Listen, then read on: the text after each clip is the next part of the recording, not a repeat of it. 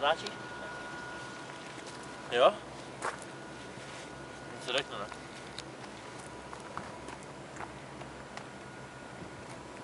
Tak kde jsme?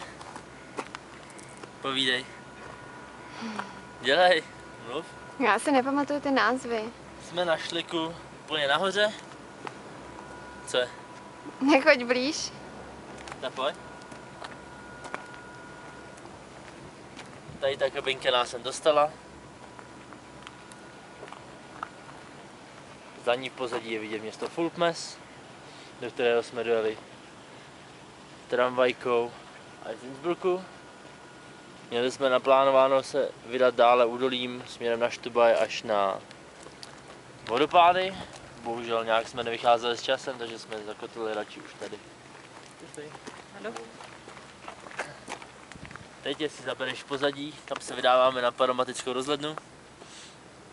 To bude paráda, vážení, to bude paráda. Zároveň se tím dostáváme do nejvyššího bodu celý naší turistický dovolený.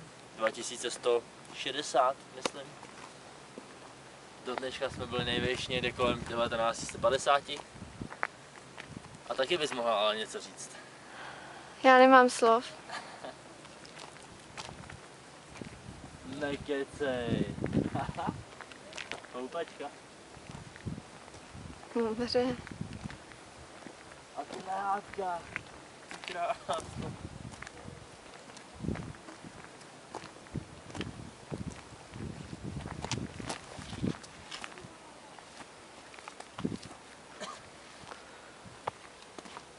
Tady chci fotku. Nekecej.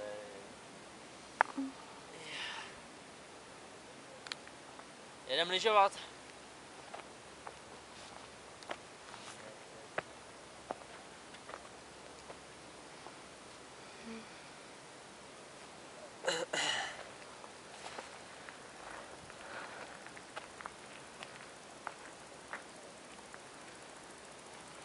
Musíte uznat sami, že počasí této dovolené je více než výjimečné na to, že máme začátek října.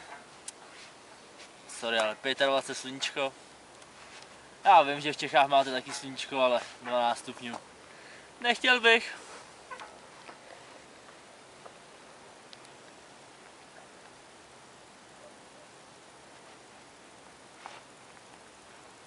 A to jenom podotýkám, že už jsme byli skeptičtí, protože poslední 2 dny nám pršelo.